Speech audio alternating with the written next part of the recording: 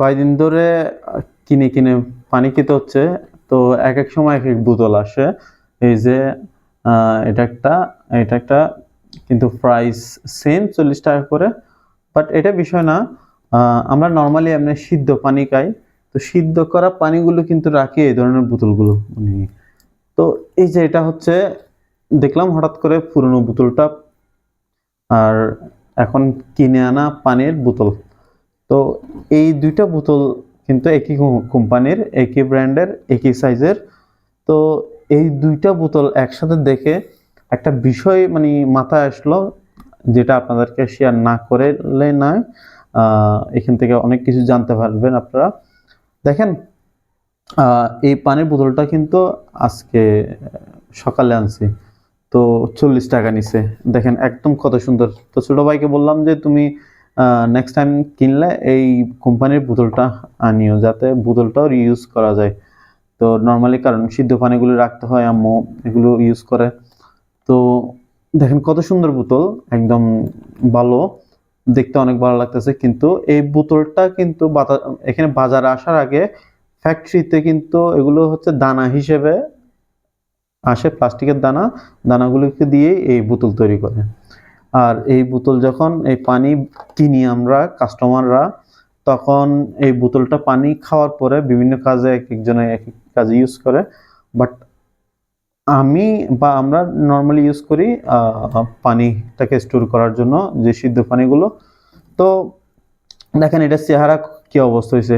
এটা দেখতে নোংরা নোংরা লাগতেছে, কিন্তু এটা নোংরা না, পরিষ্কার। বাট এটার দেখতে এরকম হয়ে গেছে।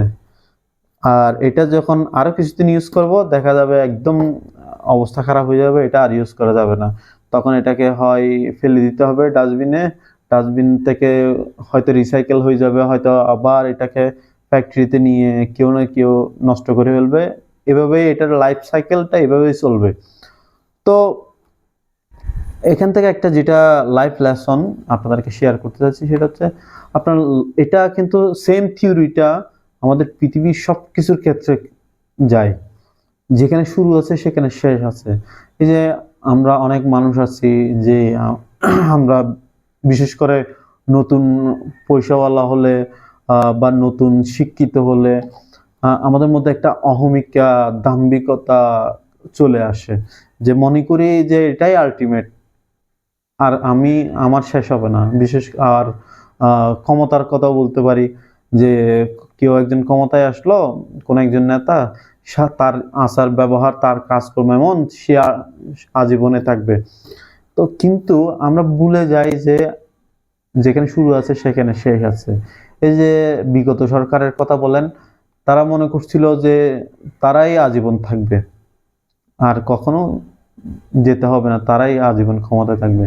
কিন্তু তারা এটা ভুলে গেছে যে তাদেরও চলে যেতে হবে, এবং বাজেভাবে চলে যেতে হলো। তো এটা তাহলে আমাদের করার উচিত কি? আসলে আপনার পাওয়ারটাকে ডিস্ট্রিবিউট করে দেওয়া, সবাইকে ডিস্ট্রিবিউট করে দেওয়া। কারণ একটা সময় গিয়ে আপনাকে অবশ্যই এই পাওয়ারটা থেকে ছেড়ে চলে যেতে হবে, হয় মৃত্যুর মাধ্যমে, যে কোনোভাবে। আপনার যদি টাকা থাকে, সম্পদ থাকে, ওই সম্পদটাকে আপনার যারা হকদার, আপনি যদি মুসলিম হন, তাহলে ইসলামের কিছু রীতিনীতি আছে। যেহেতু ইসলাম একটা কমপ্লিট কোড অফ লাইফ, জীবন ব্যবস্থা। তো কাকে কতটুকু হকদার, সেই হকগুলো আপনাকে বুঝিয়ে দিতে হবে। আদারওয়াইজ আপনিও সেম অবস্থায় পড়ে যাবেন, বা আপনার নেক্সট জেনারেশন। আর যে বলি শিক্ষার কথা, দেখেন একটা কথা বলি আমরা, শিক্ষার আলো ঘরে ঘরে জালো। তো শিক্ষা বা জ্ঞান দুইটা আলাদা জিনিস। কিন্তু আপনি যখন অর্জন করবেন, এটা আপনার মধ্যে রেখে দিলে হবে না, এটাকে মানুষের মধ্যে ছড়িয়ে দিতে হবে, তখন এর সফলতা। আদারওয়াইজ আপনার শিক্ষা অর্জন বা জ্ঞান অর্জন দুইটারই কোনো সফলতা নেই। তো এটাই বলার ছিল, আসলে এটাই লেসন।